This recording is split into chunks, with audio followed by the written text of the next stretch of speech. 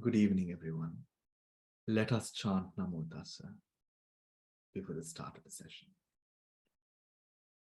Namo Tassa Bhagavato Arahato Samma Sambuddhassa.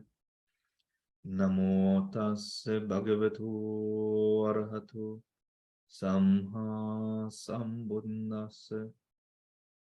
Namo Tassa Bhagavato Arahato Samha Sambuddhassa.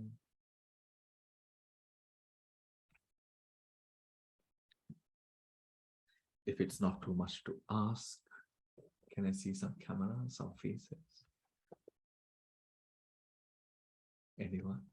Any volunteers to show me their face? Thank you, Shan. Much appreciated.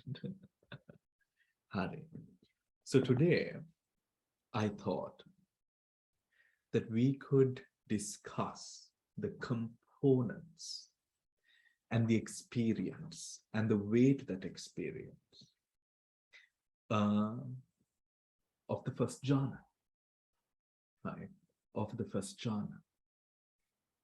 And for reference, we are taking the Vishuddhimagga, right? So I'm trying to make today's class as less theoretical as possible, right? And focus on the more practical aspects of the first jhana and what we experience on our way to the attainment, the experience of the first jhana. Okay, so of course, if there are any questions or experiences that you would like to share, feel free to share those experiences and also talk it out if you think it is necessary. So, the first jhana we know is of the aggregates, the components of Vitakka, Vichara, Piti, Sukha, and Ekaggata, right? That we very well remember. So, when we discuss about the first jhana experience, the jhana experience is where we would take a specific object, and upon meditating with this object, with the mind focused upon this object, we are able to reach a state of absorption through this object, right? A state of absorption through this object. It is an intensified, yet more sublime experience of samadhi, where the mind finds, if I am to use the word home in a way, within that experience of whatever object of samadhi or samatha we would be taking at that moment. Now, one of the key components when it comes to the experience of a jhana leading towards the jhana is yonisomansikara. Now, I know you've heard this word again and again and again and again, so much so that it might feel a bit, overly overused. But we need to understand, or a practitioner needs to master, right, in a way, this understanding of yonisomansikara, right? This understanding of yonisomansikara. Now, just before the class, there was this news of a certain, monk who had passed. And I mean, the first thing that sort of appeared in my mind was when I heard the news of the monk's passing, the first thing that appeared to my mind was how wonderful for the sasana. Right? That was the first thing that appeared into my mind when the devotee told me, right? And then I recalled what we were talking about on Sunday, right? Um, what we were talking about on Sunday, regardless of how sort of corrupt or bad the person might be, where that Yonis Manasikara comes in now, one might sort of look at it and say, oh, this is the deep affection or care that I have for the sasana or whatnot. But truly, it is more the aggression that I have towards anyone who goes away from my idea of the sasana, the aggression, dosa. And although to some it might sort of look as something which is sort of in a way that can be seen as praiseworthy, according to the teachings of the Buddha, it is not. Do you get what I mean? Right? It is essentially with regards to metta, the lack of metta, right? It is essentially the arising of aggression towards someone or something that goes against a sort of an institution or the way that things should be, right? And this came to my mind through the fact that, or based upon what we spoke about on Sunday, right? On Sunday, just a couple of days back, right? 3 days back, remember we spoke about um, Marananusati, right? And how Maranasati can bring about, when you sort of do Maranasati towards a person who has passed, um, you rejoice in the passing of a person, right? And essentially that is that aggression, right? So this Yonisumanasikara, although Harimasyu, it is very, very subtle, right? So subtle that there might even be sort of debate on whether this was a good thing or a bad thing, right? Maybe at the end of the day, it might sort of end up in good things happening for the sasana. However, the mind that it came out from was not a good one, right? This Yonisumanasikara, when it comes to the first jhana, is very important. Why? Because as worldly beings or beings who live with the world, something that is quite important, or the first teaching with regards to the attainment of jhana, is the separation from sensual desire, right? Now, the separation from sensual desire, that is the first thing.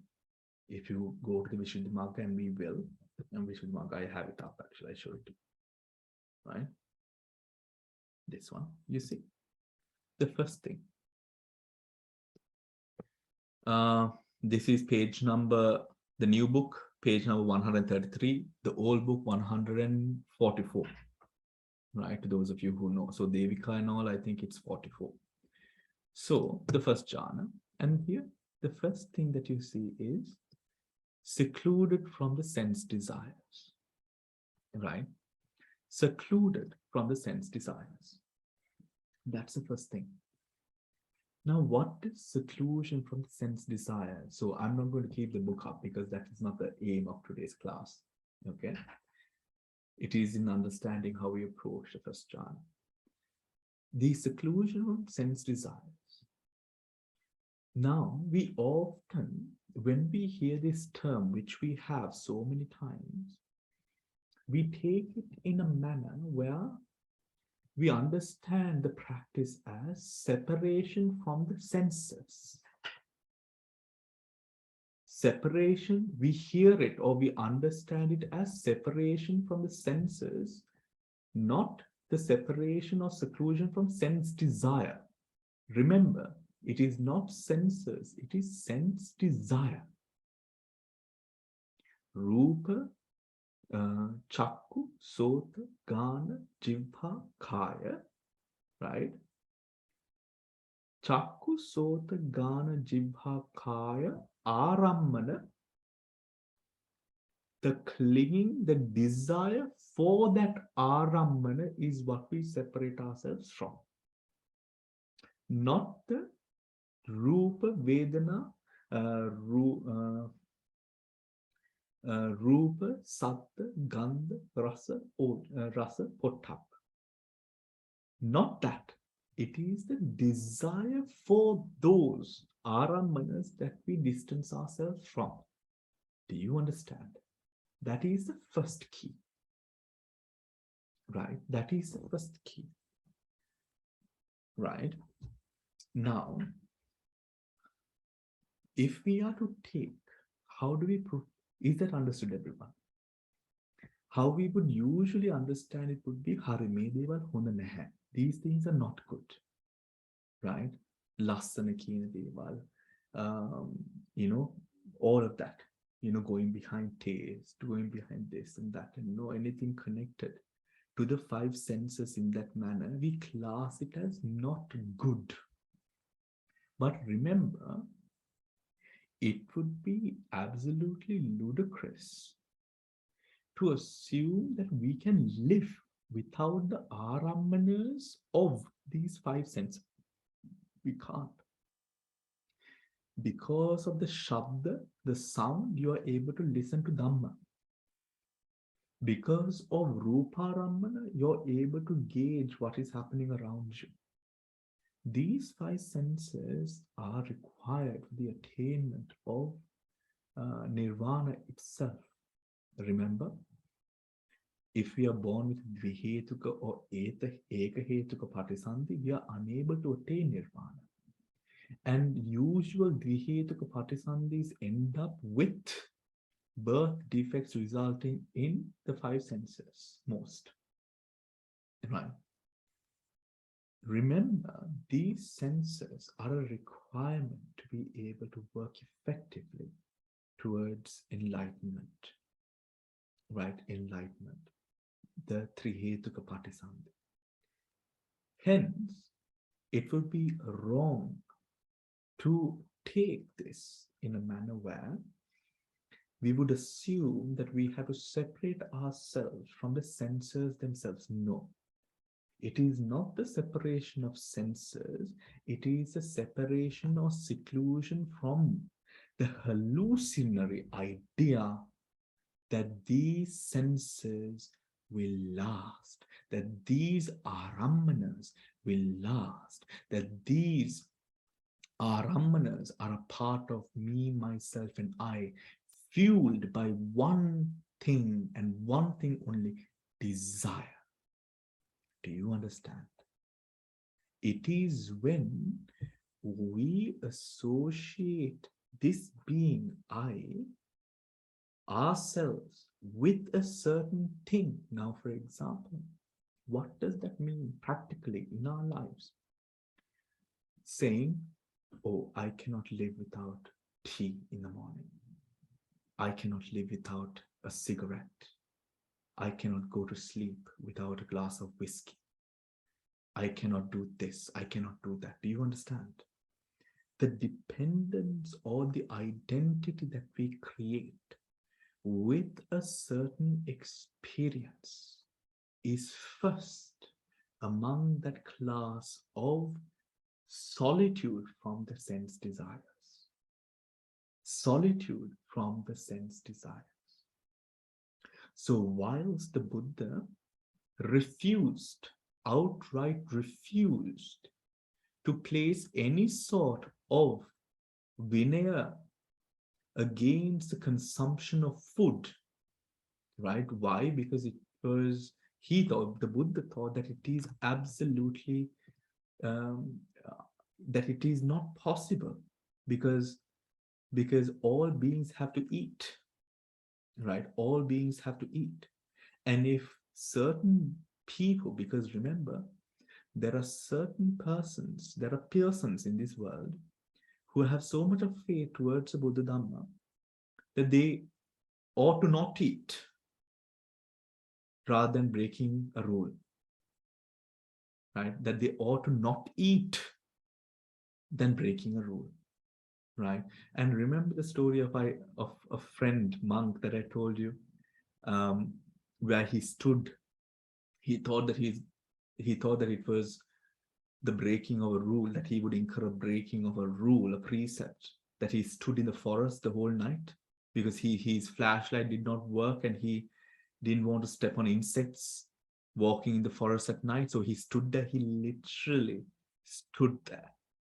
There are people like that. සමහරට සමහර වෙලාවල් වලට අපේ සමාජය තුළ අපි ජීවත් වෙන සමාජය තුළ අපිට බොහෝ වෙලාවට දකින්න බැරි වෙන්න පුළුවන්. ඒත් ඒ වගේ කට්ටිය මේ ලෝකේ ඉන්නවා. බුදුහාමුදුරු දේශනා කරපු ඒ විනයක් කඩනට වඩා ඒ දේ නොකරින්න. Now just imagine in that case the Buddha was to say, don't eat in this manner. Don't eat with tanha.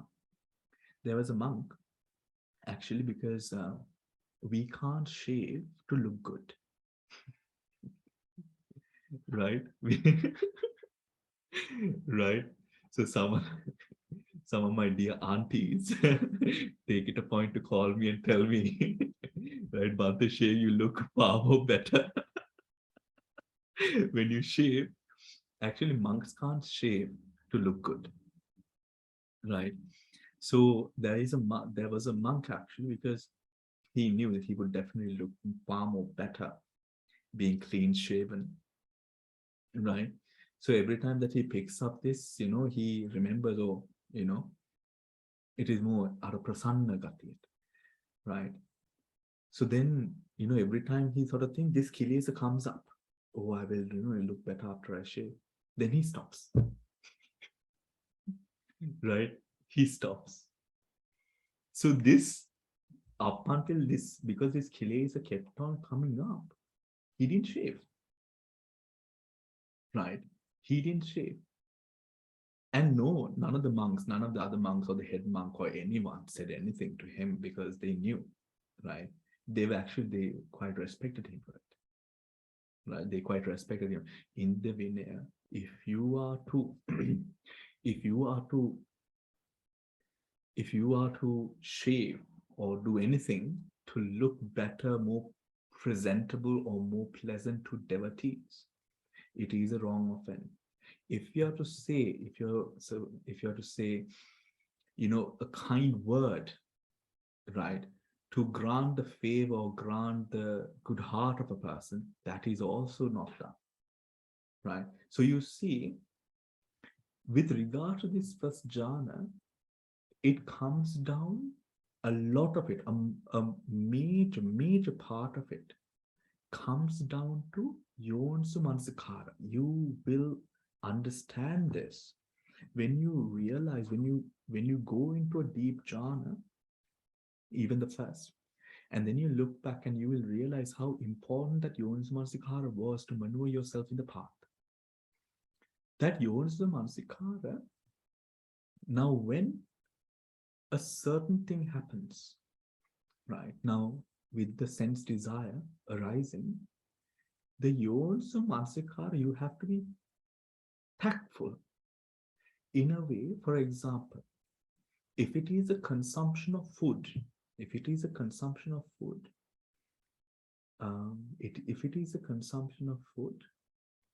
food has to be consumed for health and sustenance. Why the Buddha says so is, or else rasa tanhavata ප්‍රධානත්වයේ ලැබුණ ගමන්ම රසයත් එක්ක ඉන්නේ කාම ඡන්දය. Then when we give prominence to the rasa, with the rasa comes the prominence comes the arising of kama chanda. As kama chanda arises, the nivarana increases, the samadhi falls. If we are closing up to samadhi, and it's actually like quite much like a balance, you see, right? Like an all day balance. When one part goes up, the other part goes down. But if this part goes up, the other part goes down, right? අනිත් පැත්තකින් කිව්වොත් ධානය හෝ ධාන සමාපත්තියට අපි ගොඩාක් කිට්ටුයි. We are quite close to the ධාන සමාපත්තිය. ධාන සමාපත්තියේ යම් කිසි විදියකට ඒ ධානයේ තිබෙන වේදනාවට අපි ඇලුනොත්, මොකද්ද වෙන්නේ? ඇලෙන මෝත පටන් මෙතන හතුරෙක් ඇති වෙනවා.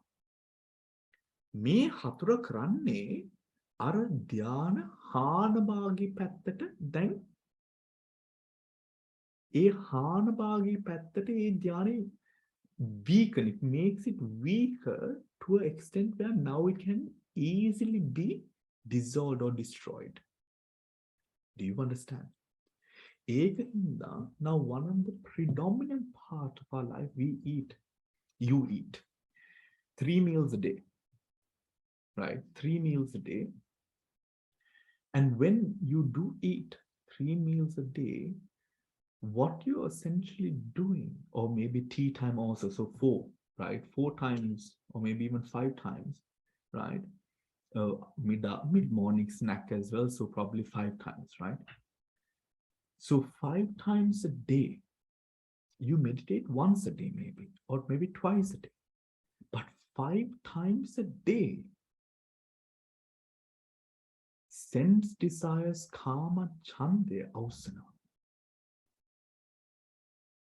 Do you understand? Otukota then make that. This is why I wanted to sort of approach this subject through a more practice-oriented manner, right?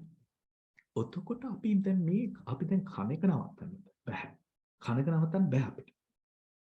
So how are we going to maneuver this? Right? How are we going to maneuver this? The Buddha has then spoken of what? The Praktiveksha. Praktiveksha. The Praktiveksha. Right? On why we consume food. Nevadavayana, Madayana, Mandanayana, Vibhusan, Naya, Yavadeva, Imasakaya, Satitya, Yapanaya, Vihinsu, Paratya, Brahmacharya, Nughaya, Itipuranancha Vedanaham, Patihankami, Navancha Vedanaham, na Upajisami, right? The fact of why are we eating? I can't remember the first part. I remember the first part. So, why do we eat? Right? Why do we eat? And the Buddha says, when you do consume food, right? When you do consume food, to only do so for the purpose of sustenance. Now, this is to do with practitioners, where we only consume. So, if we are looking at now, for me, at this point, my main concern, my personal main concern with life, I am no longer interested in KFC, McDonald's. It is absolutely disgusting to me, right? Why? Because I know KFC and McDonald's is not food. It's processed to such an extent. It is not food, right? McDonald's more than KFC. Maybe I can't say that on public forum, but regardless, my personal view. Right? So my personal view is that it is not food, right? And it doesn't have anything for me, right? Because for me, food is health. It is the fueling of this engine, this body, so that I am able to service all of you, the community, do my Dhamma work, do my practice, right? And optimize my practice as well as my service. That is why I consume food, right? So having eaten and tasted so many varieties of food, right? So many varieties of food. When, if I am to think of, something like, for example, tofu or something like that, which is in a way kind of special and also reminds me of Burma. The first thing that I sort of remember with regards to tofu or something of that sort is health, right? Which is a good thing, right? This is how you could essentially look at the food that you consume. How do we look at the food that we consume in a manner that you're doing yourself a favor, you're doing yourself good, rather than going behind things which are essentially not good? For example, if you're when you do this, you find that you will not be attracted towards, let us say, certain types of food that is simply not good for you. This yonsa mansikara is quite important, especially when it comes to food, clothes, shelter, and medicine, the four necessities of life. When we approach these four, when we approach these four, right? When we approach these four, we approach it according to how the Buddha has mentioned. We approach it in a manner where we do not arouse kilesas that have arisen, are there, that are not there, right?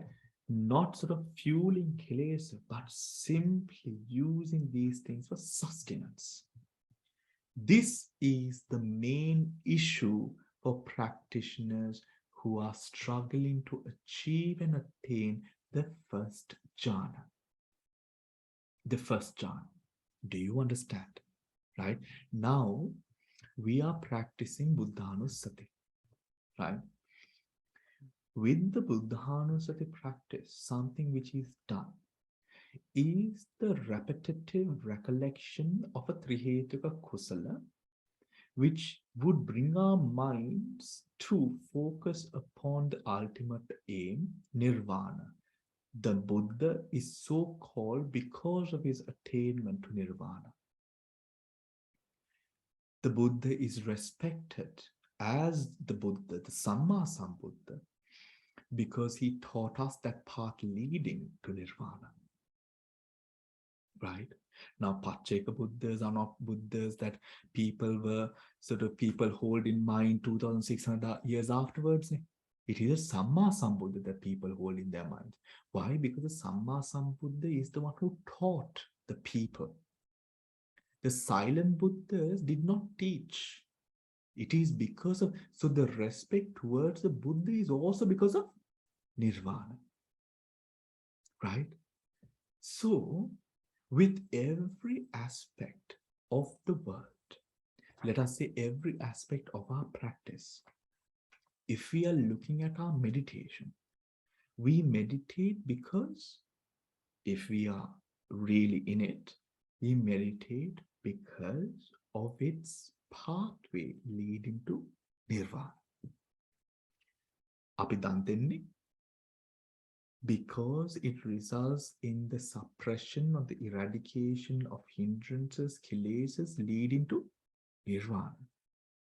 Right? මේ නිවන කියන මේ අරමුණ ප්‍රදාන කරාගෙන අපි කොච්චර කර්මයන් අපි කරනවද? ඒ වුණාට is there anyone who doesn't understand Sinhala here? I think everyone understands. No, you don't mind me switching, I guess. If anyone does mind, just let me know. I will stick to just English.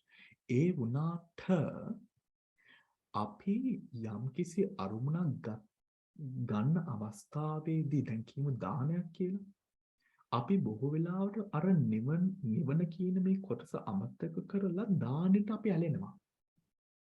ඔතකොට මේ දානේ එරිහිව යම්කිසි මිනිස්සෙක් මොකක් හරි වචනයක් හරි කියපු ගමන්ම අපේ හිතේ ද්වේෂය හට ගන්නවා. අපේ භාවනාවට යම්කිසි බාධකයක් අපි gedara තුලම තියෙනවා. අවතකොට අපි මේ භාවනාවට ඒ gederin අවශ්‍ය ඒ උපකාරයේ නොලැබෙන අවස්ථාවේදී ද්වේෂයක් හට ගන්නවා. ගැටීමක් හට ගන්නවා. ඇයි ඒ ගැටීම හටගන්නේ? මොකද අපි අර නිවන කියන කොටස අමතක කරලා දැන්. අපි අල්ලගෙන ඉන්නේ දැන් භාවනාව, හෝ සීලය, හෝ දානය. ඒ දානය, සීලය, භාවනාව නෙමෙයි මෙතන අල්ලන්න ඕන. අපි ඇලෙන්න ඕන නිවනට. ඒ නිවන කියන දෙය කොච්චර ශක්තිමත්ද කියලා කිව්වොත් ඒ නිවන වෙනුවෙන් අතීත කාලේ බෝසතාණන් වහන්සේලා වුණත් තමන්ගේ ස්වයම් කයත් පරිත්‍යාග කරලා මහා දුක් විඳලා මේ නිවන් ගමන කෙරෙහි ඒ සියලු කැපකිරීම කරා. ඒ මට්ටමට ඒ නිවන කියන මේ වචනේ තුල අර්ථයක් තියෙනවා. Do you understand? Right?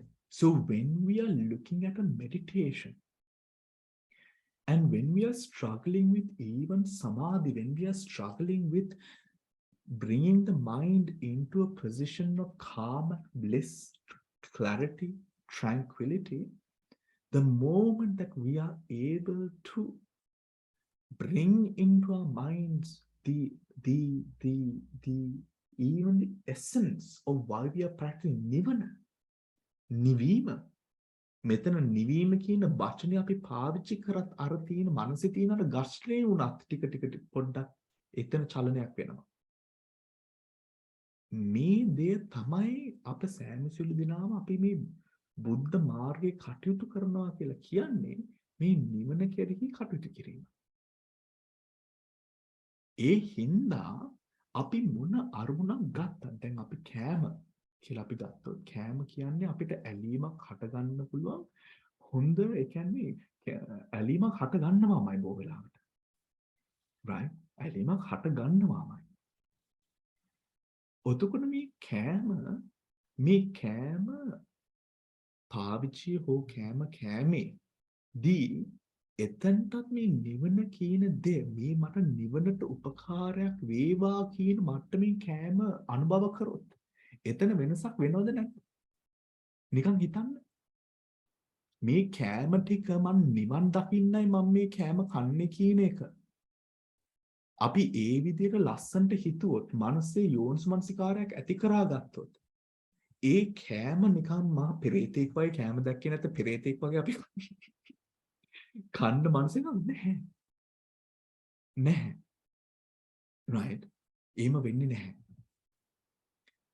ඒ මට්ටමට අපි දැනගන්න ඕන ප්‍රායෝගිකව කොහොමද අපි මේ කාම ඡන්දය අත්හරිනවා කියන මේ කතාව තුළ ඇත්තටම අපි කොහොමද මේ කාම ඡන්ද ප්‍රායෝගික අපේ ජීවිතේ එදිනදා ජීවිතේ මේ කාම ඡන්දය කියන දේ ටික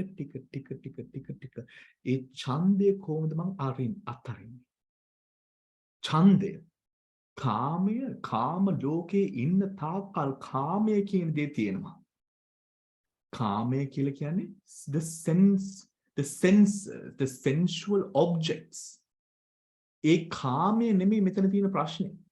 කාම ඡන්දය. කාමයේ කෙරෙහි තිබෙන ඡන්දය. උතර මේ ඡන්දය කියන්නේ කුමක්ද?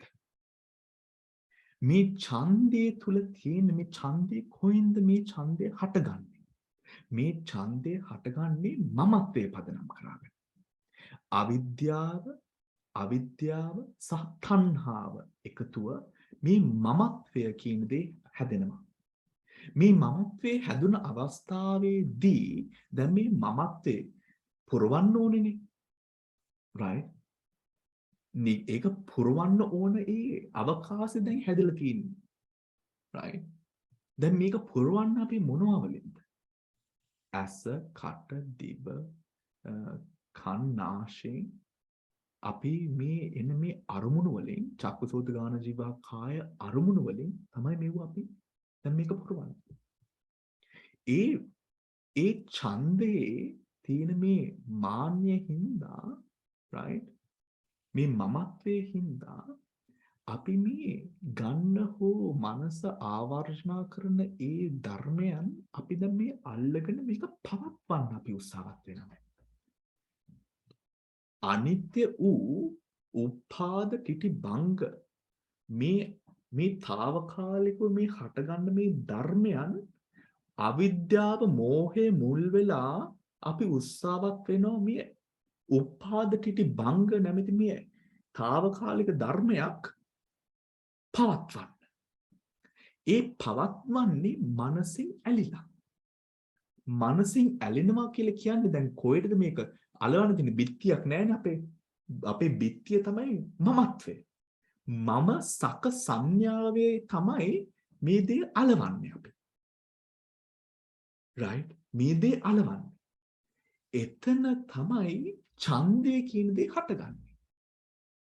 ඔතකොට මේ ඡන්දය දැන් අපි යම්කිසි විදියකට මේ අත්හරින්න කියන මේ වචනේ අපිට ඇහෙනටත් ස්වාමින් වහන්සේලා කවුරු කිව්වත් මේ අත්හරින්න කියලා මේ නිකන් මේ මගේ කොටසක් මේ අතක් කපලා දෙන්න කියනවා වගේ මේ කතාවක් මේක අපිට සමහර වෙලාවට. right?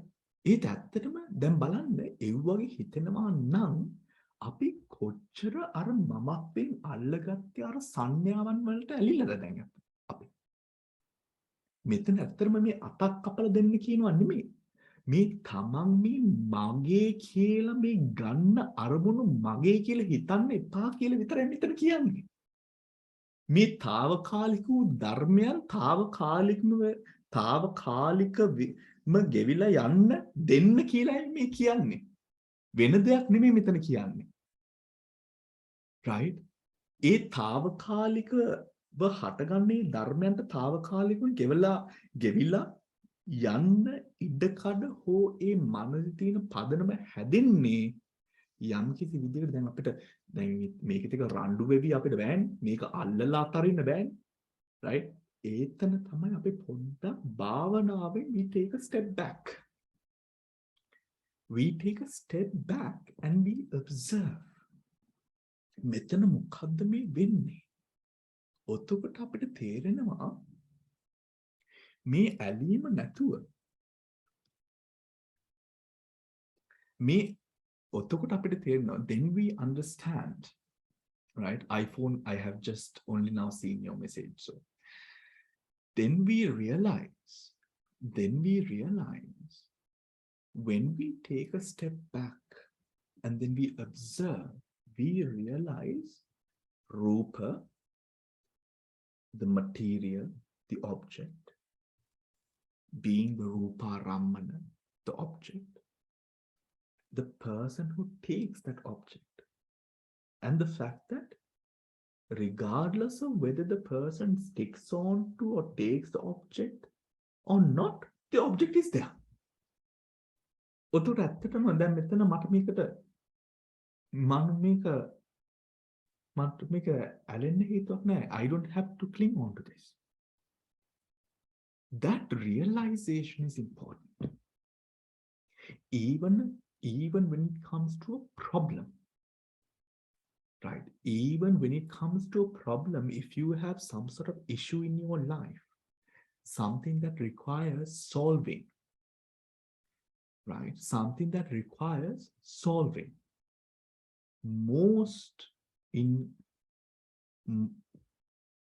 if we would imagine that we are unable to solve it no you are actually able to solve it you've solved problems for 70-80 odd years in your life you are professional problem solvers you're veteran problem solvers it is because you've solved all of these problems that you're on top of life right now but you think that you are unable to solve the problem not because of the problem because you have clung in a messy way to the problem in the clinging to the problem you have created a mess what is that mess none other than the nivaranas kama chanda vyapada thina mitta uddacca kukkucca vichikicca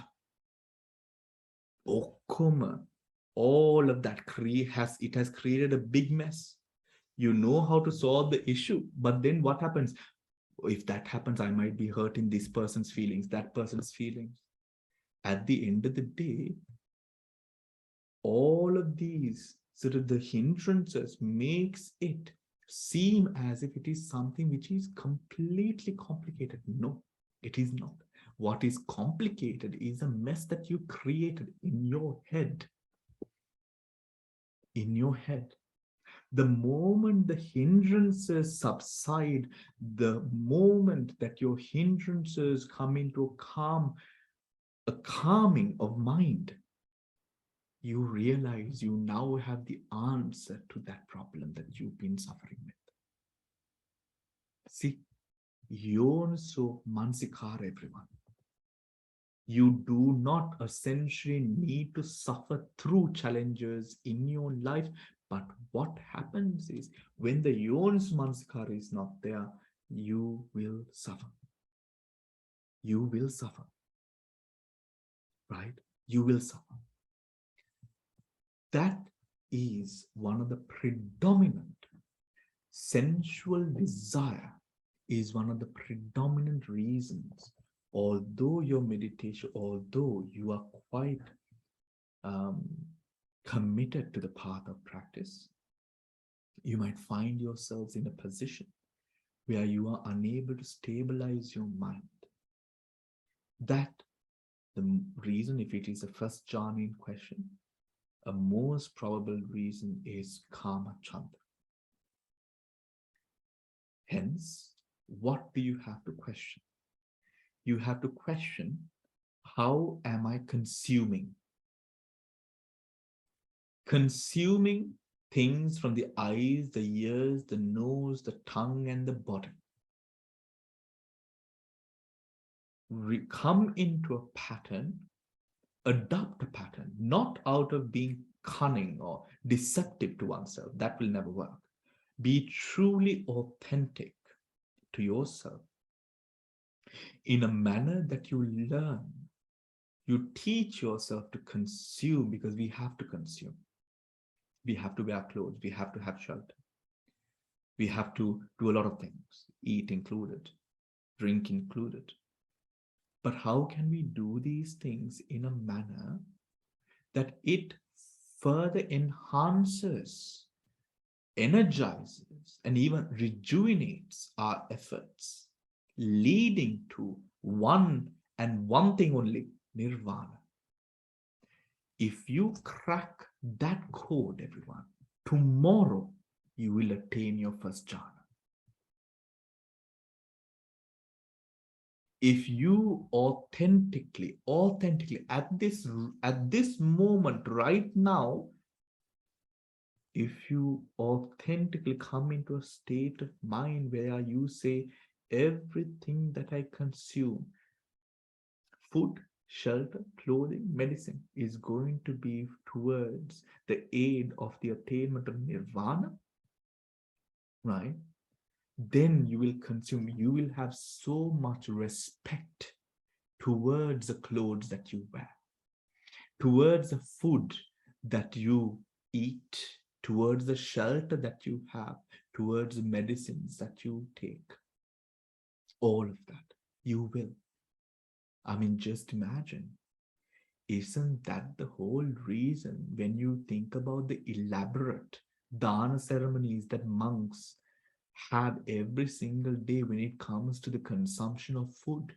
So much of respect paid towards even the preparation of food, that food that the monk consumes to work towards the attainment of nirvana, the teaching of Dhamma. Just imagine. Where did that come from? Why? Nivana. We might not be thinking of all of that in such a manner now. But where did it start? It started from Nivan. Nivan dakīmatai e sielu all that respect started from that notion of, I'm helping someone attain nirvana. Do you understand? Is that clear? That is the first part. That is the first part that you have to focus on when it comes to the maneuvering of mind to attain the first jhana. Right? The first jhana. And in this maneuvering of mind, right? In this maneuvering of mind. Now remember, even that story that I told you about myself when I was so rigid in my practice, where I wasn't speaking to anyone. I was very sort of stubborn because I placed more, remember, and I got sick at park, right? And I couldn't meditate. I told you the story, right? And I was in silent meditation. I was wanting to get rid of my sort of anger and all of that. So I went in silent meditation, not talking, going to every sitting possible, and I just ended up getting sick, right? And then when I finally did get sick, and I eased on my practice in a way of I was now focusing on more enjoying the practice, to being with the practice, rather than focusing too much on the sort of the ethic of it, or rather the sort of the behavior of it, or focusing on the silence, focusing on the rigidity, focusing on the military like approach. When I stopped doing that and I just simply focused on the beauty and just being with the practice and enjoying the practice, essentially that nirvana, that essence of nirvana, now the practice fell into place. Now the practice fell into place. That is so important, everyone. Even when it comes to in all of our lives, right? In all of our lives, um, we will come to a stage where hopefully not, but there might be the occasions where we go through physical pain, right? Like our dear Anuma is sick today, and like, for example, like I am sick a lot of the times, right? More than Anuma. Right? Where we go through sort of pain, where we go through sort of sickness. Much appreciation to Devika who's here, but she's in absolute pain, right? So much respect to Devika who's been doing the Buddhanusati and going through all of these things while she's just had keyhole surgery on her knees and she's recovering and she's in so much of pain, but she's here with us, right? We will go through these sort of situations. And when we do go through these sorts of situations in life, because they are a part of life, how do we then face that? Again, Yonis Maskara. And what makes it easier to face? What makes it worth it? Right? What makes it worth it? That's the question. Nirvana. Because the meditation for the sake of meditation will never be worth it, everyone. Meditation for the sake of meditation will never be worth it. Because it's too much pain. It's too much. I have at times during meditation felt as if my whole body is going to catch fire, literally, right? Literally, when you burn your hand, if you burn your hand, right?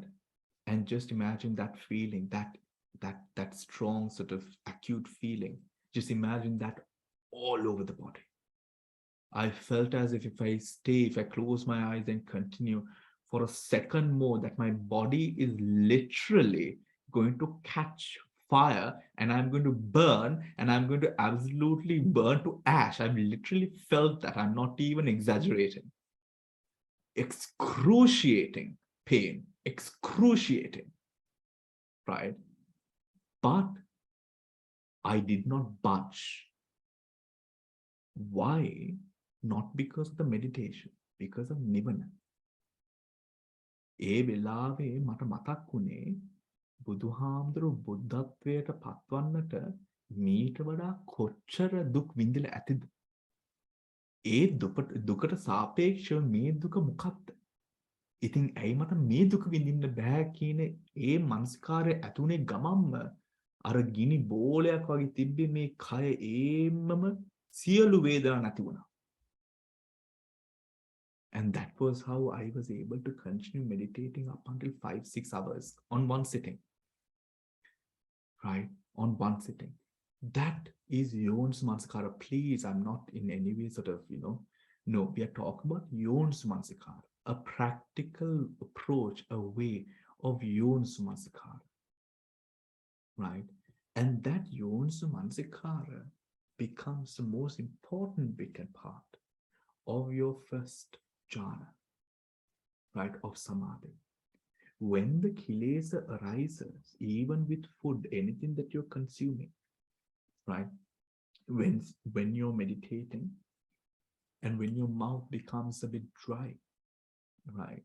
And sometimes it does, right? When your mouth becomes a bit dry, you realize, right? You realize that the mouth gets dry just to suit, even sometimes just to suit your need to distract yourself. You realize the different ways in which, by which the mind, the ways the mind adopts, the mechanisms the mind sort of adopts or tries to pull to distract you. This is all kama chanda. Yam kisi vedanaavak, even if it is a slight scratch, මේ වේදනාව හරි මට ඕන කියන ඒ මට්ටමටම මේ මනස දඟලනවා ඒ අවස්ථාවේ. Right? දඟලනවා. When it does that, how do I approach? How do I look at this? Through yonso mansikara. That's the important bit. If we are able to crack that code, we are able to come into a beautiful state of samadhi. Beautiful state of samadhi. Yeah. Any questions from anyone? Bhante, in the mundane world, there are certain things we do, like enjoying a good film or listening to music. But only thing, we enjoyed it at the time, and we don't upadana it. We don't keep on thinking of that film, or we don't keep on thinking of that music. So would you consider it as kama chanda that would hinder our practice?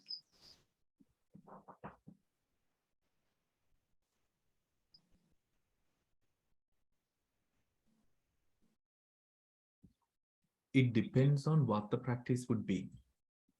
If it is a first jhana, if it is a jhana practice, it does.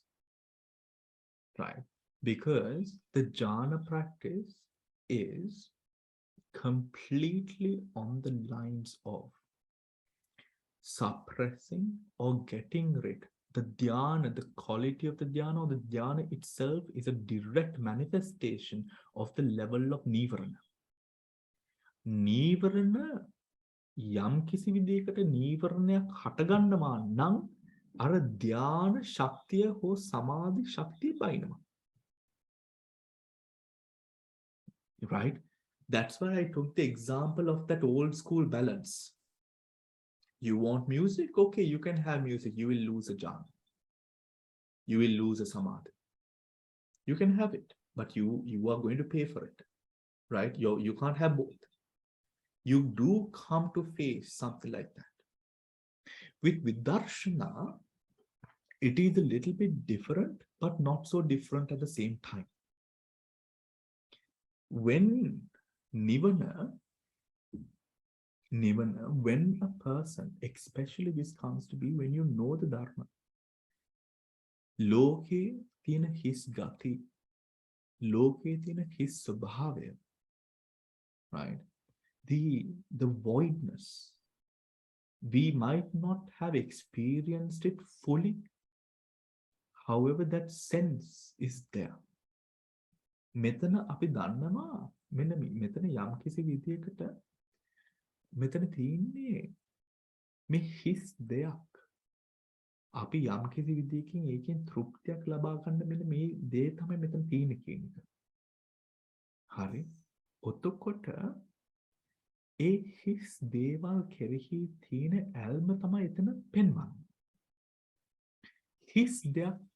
හිස් දෙයකට ඇලෙනවා කියලා කියන්නේ මොකක්ද? මෝහයේ තියෙන ශක්තිය. Switch off. මෝහයේ තියෙන ශක්තිය. ඒ කියන්නේ අවිද්‍යාවට අපි මූලිකත්වයේ දෙනවා ධර්මයේ උඩ. ඒක හරි සියුම්. මේක එක පාරටම මේක එක පාරටම නැති කරන්න බැහැ. ඔතකොට මාලා good question. මේකේ that is not the only, that is not, අපි practically කතා කරොත් දැන් අපි this class is all about being practical. Okay, so how do we practically approach this is then the question, right? How do we practically approach it is this. Now කරන්න ඕන හින්දා කරන එකයි, ඒ කියන්නේ there is no way else.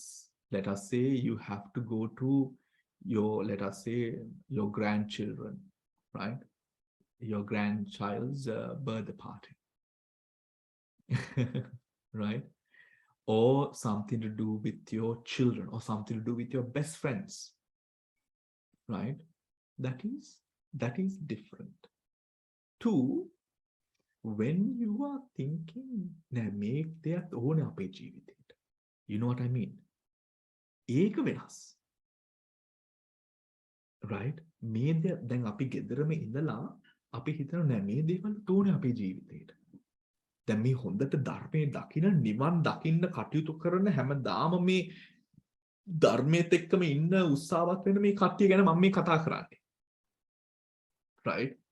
ඒ කියන්නේ ධර්මයේත් එක්කම ඉඳලා මේ කොහොමද මම මේ නිවන් දකින්න මම මේ full try එකක් උත්සාහ දෙනවා කියලා මේ ජීවිතේ එදිනදා ජීවිතේ කටයුතු කරන කට්ටිය ගැනයි මේ කතා කරන්නේ. එවැනි කට්ටිය, if you have to take that class of people, and if you're saying, if we are saying අපි ගෙදර තනියෙන් ඉන්නේ නෑ මේ දෙයක් ඕන ජීවිතේ, උතරේ එතන තියෙන්නේ කාමචන්දයම තමයි. කාමචන්දයම තමයි. ඔතකොට how do we practically look at this? විදර්ශනාව ශක්තිමත් කරවන්න, to fuel the vidarshana, we have to have who is iPhone, by the way? Is it Manisha? Yes, that's right. Okay, good. Just so I know. Okay, just okay. So when we are sort of dealing with these things with life, we want nirvana, all of these things, but something must fuel the practice. Well, what I mean is something has to give a sense or bring a sense of satisfaction. This is the most important thing, Mala. Where does that satisfaction come? Satisfaction with regards to the practice. What that means is, now this is a very important part, everyone, right? If you have any questions, ask. This is talking about dharma sapein sukhen jeevat wenni komada, right? That is essentially the main point.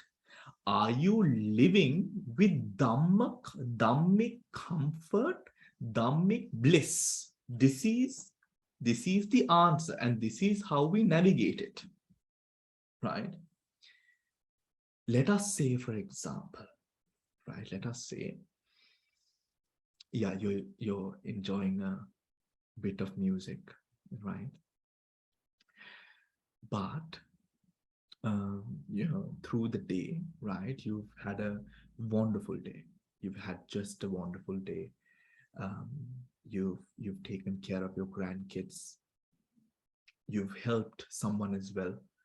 You've learned the Abhidhamma, and you've also had the fortune of discussing Dhamma with your friends. You also chanted a good amount of Buddhanusati repetitions. And when you posted it on the group, Bhante also gave you a red heart.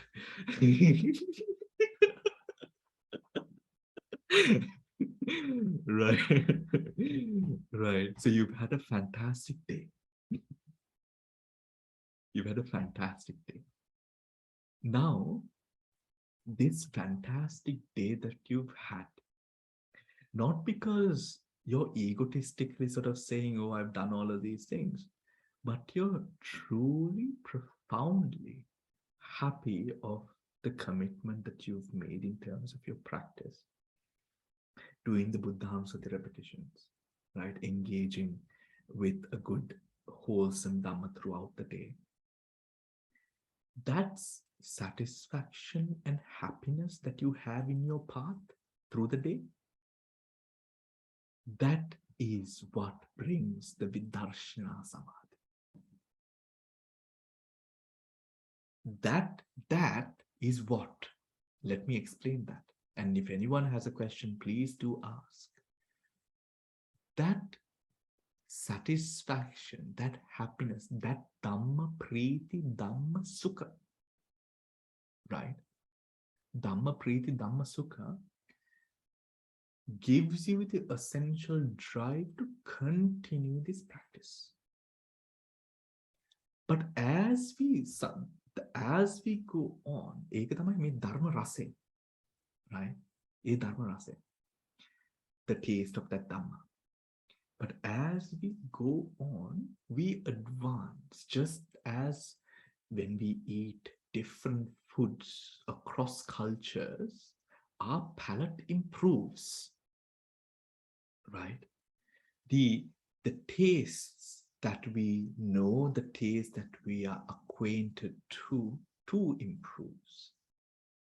Just so, the things that brings us happiness too becomes of higher quality. Do you understand, Mara? Does that make sense? Right? Now, gently but surely, what happens is we start deriving a higher quality of happiness in engaging, let us say, as we go with Dharma Sakacha, Dharma learning, or something to do with helping a person, or things that simply acquaints us with the element of nirvana more and more and more. This Dharma Sukha, Dhamma Sap coming through from Vidarshana is what further supports the Vidarshana. Right? Is what further supports the Vidarshana. In Samatha, what happens is the hindrances. That is why Samatha, in dealing with Samatha, it can be a very strenuous practice because you have to keep your hindrances in check. You have to. Because yes, enjoy the food, but you lose the samadhi. Yes, enjoy the music, but you lose the samadhi. It's always this with samatha. Right? In vipassana, there is more understanding to it. There is more understanding in a manner that this and this is not connected as much. However, this understanding improves the quality of things that we derive happiness from. And we start shedding the poor, the lowly happinesses. We start shedding those things. Right? We start shedding those things.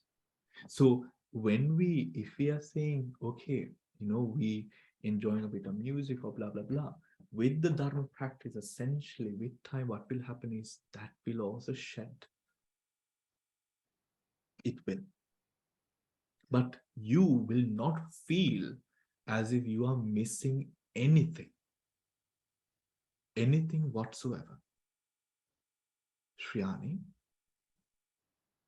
Bhante, so that means you can live a normal life, yet you can practice vipassana. That means that is vipassana. Upasana? Vipassana. Yeah. So we are all living normal lives whilst we practice vipassana. But how do you let go then? Well, why not? The thing is, Because we are still attached to all the pleasures of the five senses. yeah, And then how do you let it go? You need to let it go. well, well, if we look at it in this way, maybe there are we are saying you need to let it go, right? You need to let it go. Okay. But even Sotapannas have not let it go. Now, this is not in any way to make up an excuse to keep ourselves from letting go. But remember that you cannot letting go is a result of vipassana.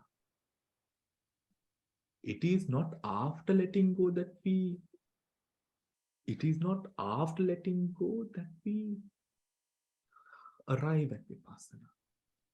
විදර්ශනාවත් එක්ක අපිට තව අපි අත්තර ඒ අත්තරිනවත් එක්කම දැන් මේ විදර්ශනාවත් වැඩි වෙනවා. But what I again, as a result of the vipassana, we learn to let go more and more. The first, however, grounding for vipassana is do not lie, do not kill, do not steal, do not lie, do not disrespect other person's bodies, do not intoxicate yourself and grapple on to the ideology or grapple on to the craving of living intoxicated. Those five. This is the basis for tranquility of mind, tranquility of life. Right? To have some sort of peace in life, you have to have these five. If you're killing, if you're stealing, if you're disrespecting other person's bodies, if you're lying all the time, and if you are a drunk, you're not going to have a peaceful life. This is the foundation. However, the මේ පහ කරාට පස්සේ දැන් මේ පහ කරනවත් එක්කම අපිට යම්කිසි විදියකට we can come into our having or adhering to the five precepts. We are able to now start with vipassana. Right? The mind, not because vipassana demands it, the mind is calmer. You have some sort of peace in your mind. When you do so with the vipassana maturing, as we meditate, more insights growing within us, rising within us, we are able to let go more and more and more and more. Taman, if you do not have the insight to let go of the pleasures, the more simple, the more smaller pleasures, then what are you doing? You know what I mean? Are we letting go to keep up? Are we letting go in comparison, or are we letting go with understanding? Because sometimes we are letting go, but we have no idea what letting go even is. Yes, we are letting go, let us say, of a high-flown job, and then we become Dhamma bosses. You know what I mean? Then we start commanding people in the Dhamma. Oh, you don't meditate. I meditate 1 hour a day. Oh, yes, we go to that English-speaking monk, no?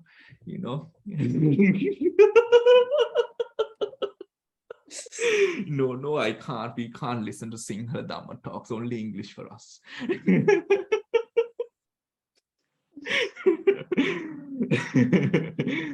Bhante, Devika has arisen. Yes, Devika. I've been listening from the time you started. Yes. It's very, I'm really so into what you are saying. I'm listening. Yeah. And Yes. I'm very alert. Good. And so, good, Devika. And so we find ourselves, now you have let go, essentially, you have let go of your high-flying job but then what have you done? You clung on to the Dhamma even harder. You know that old singer saying, if you want to go to hell, right? become the king for 7 years or the Nayaka Hamdra for 7 days, you know. Oh, President. Oh, no, I think Nayaka Hamdra is far more faster.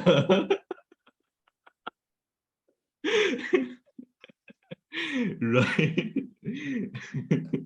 Bhante, I have a question. So what you say is actually letting go has a wide scope.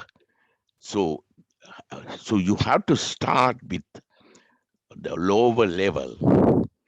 And in other words, actually, letting go is something as a result of Vidarshana, not before Vidarshana. So we can't actually artificially uh, stimulate your mind for letting go. So letting go has a deeper meaning because it has to come up with the Vidarshana. Yes, Tamsiri. And how do we apply Api Dharma if we are looking at Pali Dhamma? Yeah, We find this. That's yeah, the Eightfold Noble Path. Samma Ditti, Samma Sankappa is Vipassana. yeah, It is Samma Ditti, Samma Sankappa. All the rest follows as a result of right view. That right view is further polished again and again and again and again, which then Samma Kammanta, Vayama, Ajiva, Sati, Samadhi, all of that happens after that, yeah. right? One Sama, thing, sorry. And Sama, also you look at it, if you look at that way, so you look at it with through yoniso manasikara, right? Without aversion or attachment. Is that right?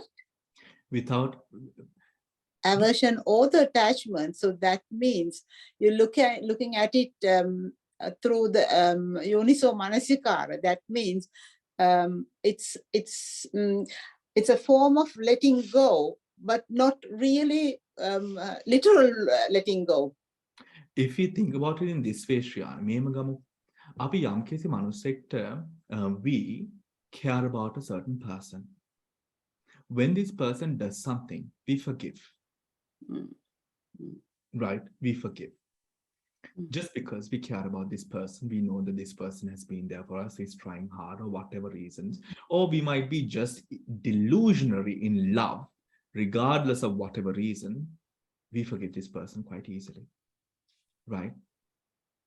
So, whilst we might be, let us say, for the sake of an example, horrible to everyone else, we might be very kind to this one person. That kindness shows that you have potential to have that same kindness towards all beings, right? Towards all beings. That little kindness that you show to that one person, you learn through that I can have the same sort of kindness to other people. By not expecting things in return, I will be able to do kind things and have kindness for people without having the expectation of people returning the favor or returning my same compassion. Now see, the thing is, there's nothing as should or the person needs to do this. No one needs to do anything. Bhante, because of this person that we are attached to that person, that is why we are showing that. Yes, absolutely. Absolutely. You're attached to that person. But that person can also become a gateway to you realizing that attachment. That is where the understanding comes in. Right.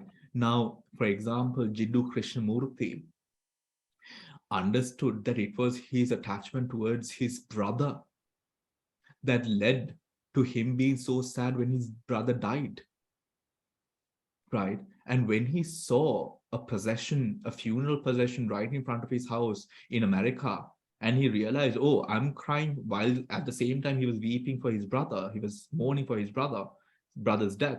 He realized, oh, but I'm not mourning for that other person who's just died, but I'm mourning for mine. You see, the thing is, insight needs a base. If you completely believe that you are an absolute dullard, that you are a person incapable of good, then that is exactly what you will be, because you truly believe in that, right? Vidarshana, vipassana, insight needs some sort of goodness to start with, right? Needs some sort of goodness to start with, needs some sort of discipline to start with.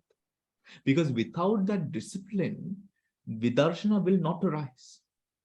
That discipline, that is why the fundamental of humanity is placed at not killing, not stealing, not entailing in sexual misconduct, not lying, and this thing of not attaching oneself to an intoxicated mind, right? To an intoxicated mind. This becomes a foundation discipline for a person to arouse vipassana, right? So this is to say then, යම් කිසි විදිහකට පොඩි හරි හොඳක් තිබ්බනම් මේ හොඳ උඩ ඒ විදර්ශන නැමැති මේ සිතුවිලි එන්න පුළුවන්. It is on top of that vipassana that we learn to let go.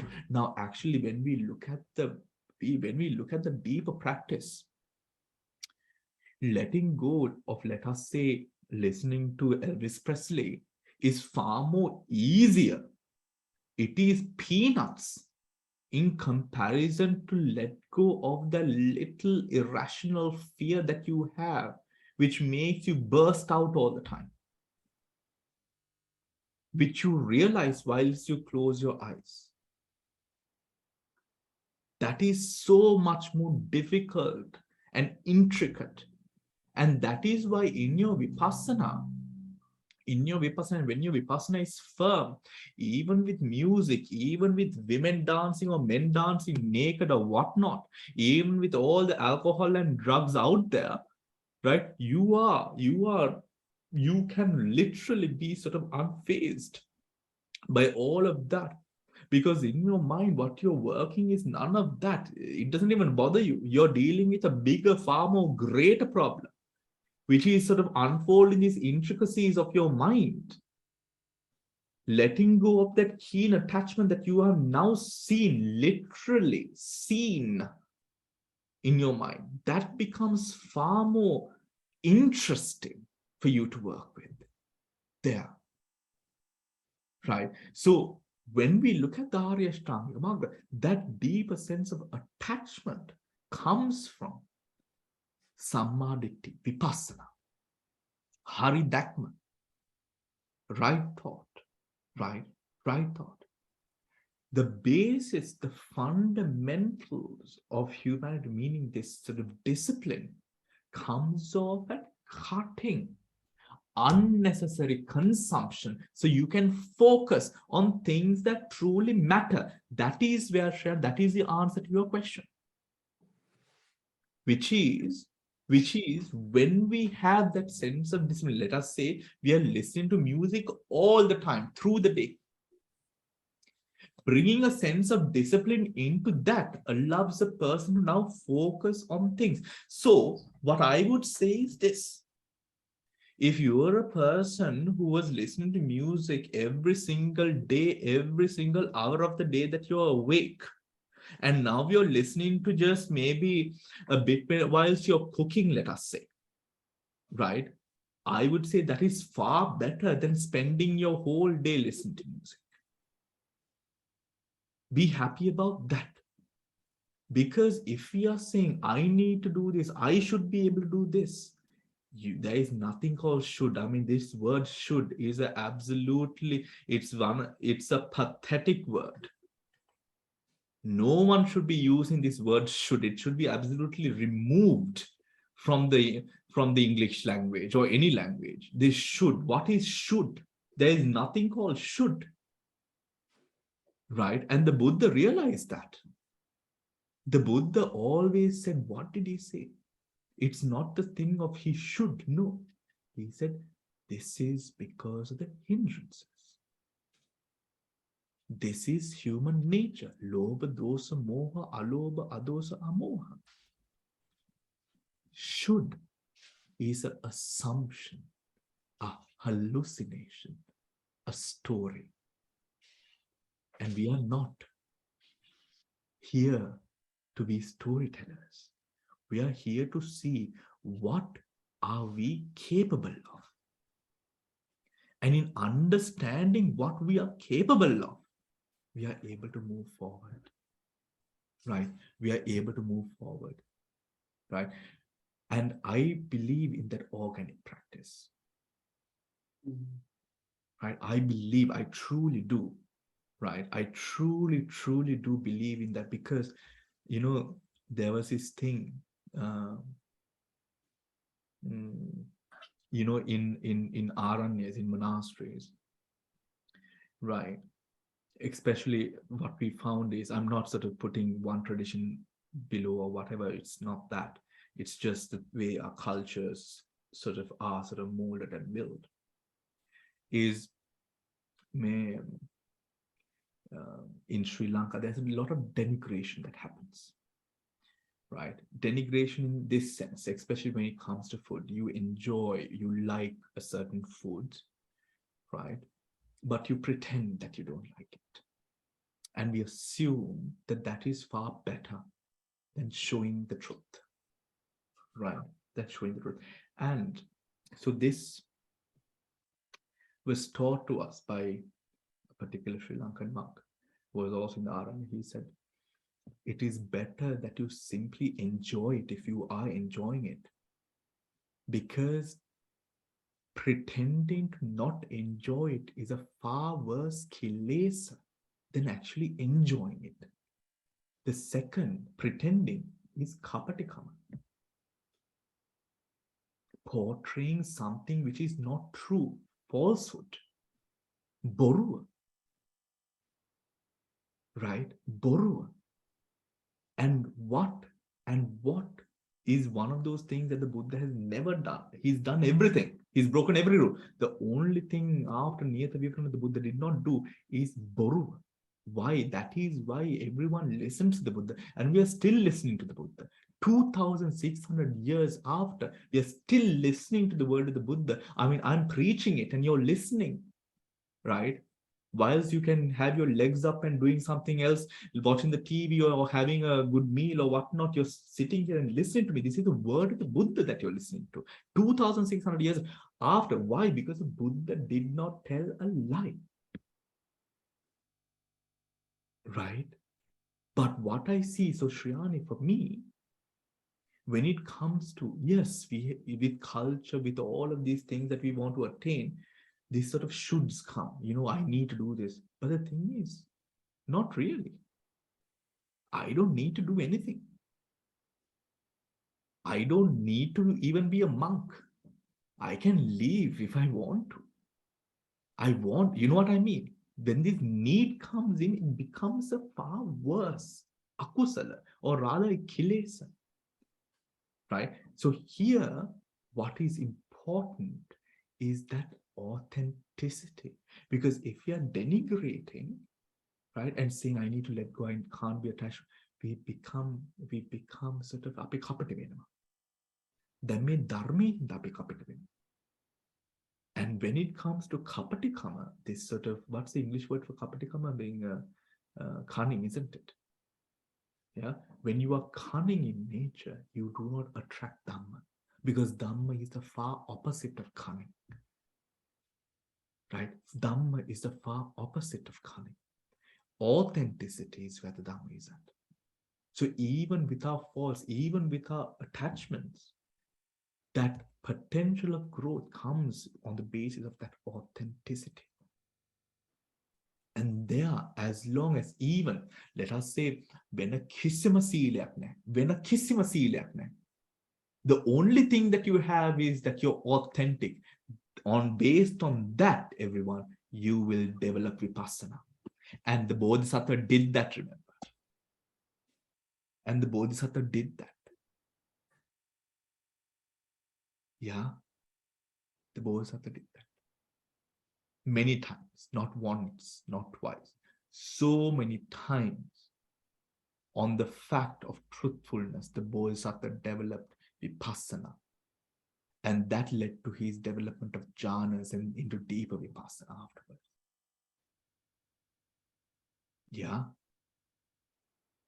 So it's all about being authentic, because you will be continuously be told you need to do this, you need to do that. You don't need to do anything. You simply need to take care. You need to address the kilesas in you, not what other people say that you have. And in that, be truthful to yourself. Right? Be truthful to yourself.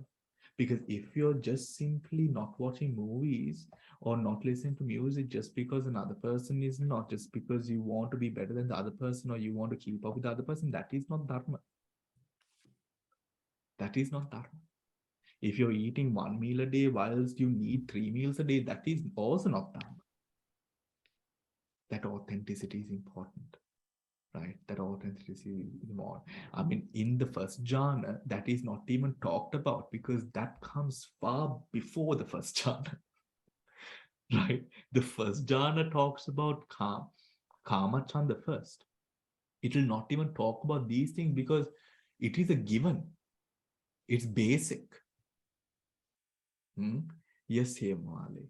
Yeah, Bhante, just to share this experience, Bhante, when early mornings, the day I did the meditation really good, Yeah, that lightness is there throughout the day. Whatever happens, you can feel that lightness and absolutely. that you have done something. So other things I am not so serious about them because the base is there Absolutely. throughout the day. I feel like that. I like to share that. Yes, absolutely. Absolutely. Bhante, I think starting the day with the Buddha Anusati is a very good experience for me, because early in the morning I'm still sleepy, but with Buddha Anusati, I go into a different sort of trance state. I feel Absolutely. good. And the other thing, what I want to ask is, when I do Buddha Anusati, I think of each and every quality, and that means I shouldn't be doing other things. Now, when I walk, I can do it. I do most of it. When I walk, I can think of the qualities. To get the full benefits of Buddha Anusati, shouldn't you be thinking of the qualities of Buddha every time you chant? Well, essentially, but what I have found and what sort of teachers relate is බුද්ධානු සතිය මම මේ කරන්නේ බුදු පියාණන් වහන්සේගේ ගුණ තමයි මම මේ සජ්ජායනා කරන්නේ. I am chanting the qualities of the Buddha. It is the qualities of the Buddha that I am repeating. Even that simple volition behind the repetition is enough to bring you into a state of a blissful mind. As we go on and mature in the practice, right, as we go on and mature in the practice, we find that our minds, and we can maintain our minds far more better within a specific object. And with that, now we can read about Buddhanusati or learn more about each quality specifically and do it. And also, Bhante, we can think about that is Buddha's words. No, the Buddha say the Buddha Guna from himself. No, Bhante. That is Buddha said Itibiso Gata Buddha Guna. No, we can think about that also. No, that is real Buddha's words or something. Is it okay? Yes, you can. However, Methana, so that point that Hemali made, the specific angle of the contemplation is these are the qualities of the Buddha. Not this is what the Buddha has said. This is what the Buddha has said, right? Comes more into Dhammanusati. Right? These are the qualities of the me Buddha Guna. Do you understand? That is a focus. Right? That is the focus. So as Hemali, if you're thinking now, Api, if you're approaching it in a manner of chanting, Yeah. Gunai Api Sajjayana. Okay. Huh? These are the qualities of the Buddha that I am repeating or chanting. These qualities are the qualities held by Gautama Buddha and all other previous Buddhas before him. These are the qualities that all Buddhas have spent countless eons perfecting. And these are the qualities that all Buddhas in the future will hold as well. Yes. Okay. That. Yeah. Yes, Bhante. That mentality itself, let us say then the simple thing that I just mentioned, right? Even that mala, you think that and you continue the chanting, that too will bring bliss. As you mature and prosper, then Tama still you have to, when you mature, when you properly mature, you will realize in your day it will simply flow. මතක් කරන්නවත් දෙයක් නැහැ. It will simply flow and you simply need to have that count in your hand. Whilst all of you are making good progress, right? You have to continue on and allow it to flow as a seamless process through the day. Completely embracing that way of the day. බුදු පියාණන් වහන්සේත් එක්කම අපි නිකන් එකටම ඉන්නවා වගේ. බුදු ගුණයත් එක්කම අපි ජීවත් වෙනවා වගේ.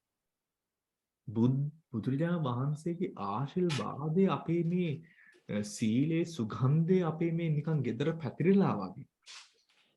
අපි ඒ විදියට අපේ මේ ජීවිතේ මේ අවස්ථාවේ අපි ඒ ජීවිතේ කටයුතු කරන එක.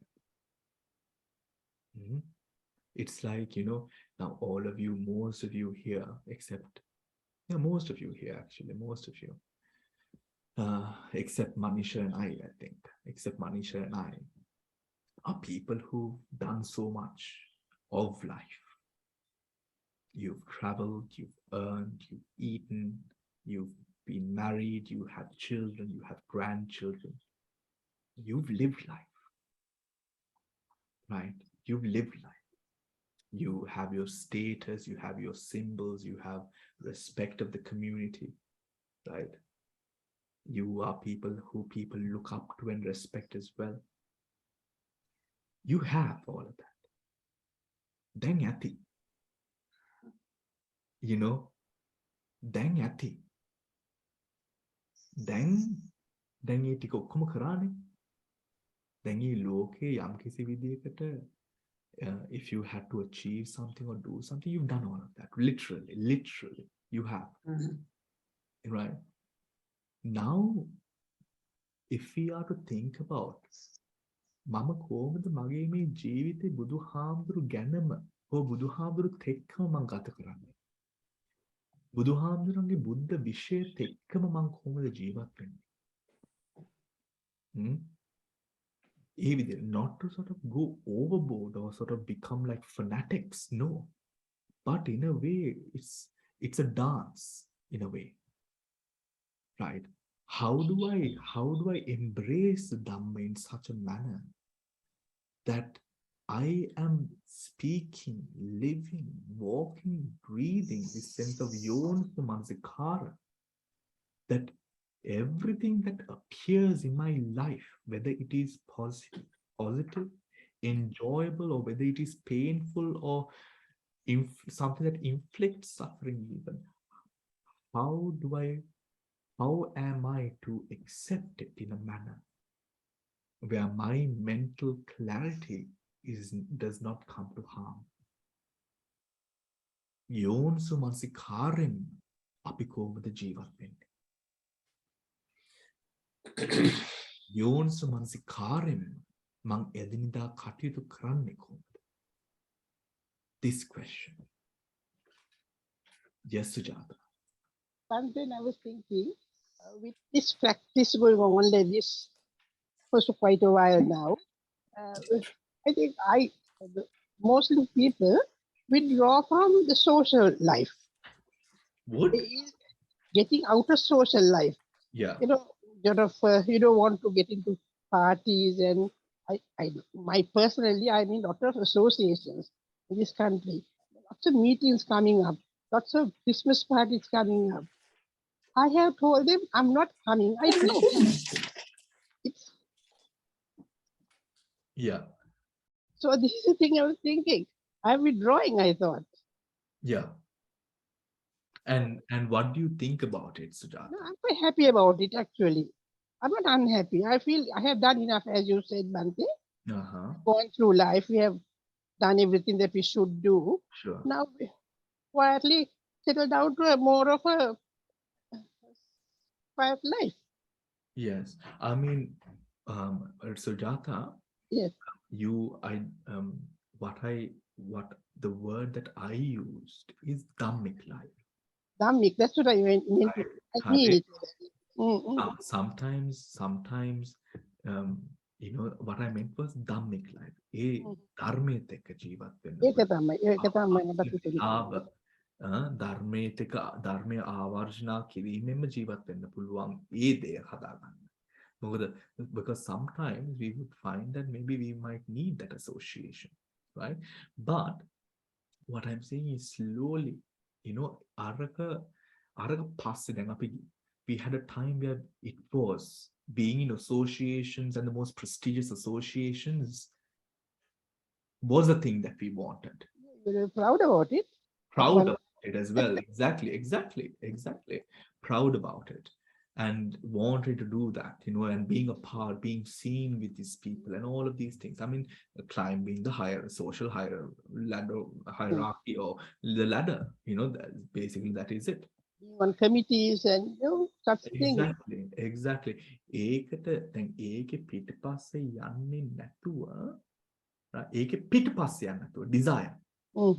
ඒකේ පිටපස්සේ යන්නේ නැතුව අර ධර්මානුකූල ජීවිතයක් ගත කිරීමට පුළුවන් ඒ අවකාශය හදා ගැනීම ගැන තමයි අපි කතා කරන්නේ. ඔව්. හරි. Yeah. I was thinking now, why am I so getting dull, I thought. Huh? I thought I was getting dull. Bring me and tell me, why aren't you coming for this? Why are you not coming? What's happening? So, anyway, I'm glad that I'm turned this way because of youth. I think mainly. And you can see, how to run the ekata. Yeah. ඉතින් ඒකත් එක්ක දැන් අපි අරවට යන්නේ නැහැ කියලා කියන්නේ ඒ කාලය දැන් අපි නාස්ති කරන්නේ නැතුව ඒ කාලේ ධර්මයට යොදන්න ඕනේ. ඒ කාලේ දැන් අපි නිකන් ගෙදර ඉන්න එක නෙමෙයි උතර කරන්නේ. With when you're taking this, so you have a great responsibility. If you're sacrificing that, you have to sacrifice it for something, no? So then you have to get into Dhammamo. Yeah. තව එන repetitions තව 500ක් විතර වැඩි වෙන්න ඕනේ. හොඳයි? Yeah. Shall I ask a question? Yes. Shall I ask a question? Yes. When, like Sujata, when you say that I don't want to go there, I don't want to go, I had enough of life and I had parties. Yeah. එතකොට අර ඒකට rejection එකකුත් එනවා නේද හිතට? Rejection එකක් එවලා අපි හිතනවා දැන් එහෙම කරාම අපි ඊට වඩා හොඳයි කියලා. Yeah. නිකම් false state එකක් එනවා නේද එතන? ඒක කියන්නේ අර absolutely එන්න පුළුවන්. වංචක ධර්මයක් වෙන්න පුළුවන්. වංචනික ධර්මයක් නේද? ඇතුලෙන් ආසයි අපිට අපේ මොකක් හරි physical disability එකක් නිසා අපේ age එකේ තියෙන අපි යන්නේ නැතුව ඉන්නේ. Yeah. Because we can't cope with that kind of thing now. Sort of thing, we have to dress well. So we are not into that so much now. So we take pride in telling, no, I have had enough and Actually, it is not. Inside you, you still prefer if you were able to go and attend those things. So there's a little Vanchanika Dharma, I think, there. Not in all cases. Hamma avasthavakadima neme. Not in all cases, but the potential is present that we cannot reject as an idea. Vanchaka dharmayak wenna puluwan. Right? Vanchaka dharmayak wenna puluwan. To move forward without it becoming, or how can we do it for the right reasons, is then why we have self-awareness, right? Why we have self-awareness. Now, for an example, there comes a time in every mother's and father's life where the child that they have cared for has to be given freedom, right? Has to be given freedom to make their own decisions, freedom to take their life forward. If that is not done, then even the Buddha would say that you are doing wrong, right? Now, in letting go and letting be and letting your child make those decisions, you can be doing that because of two things.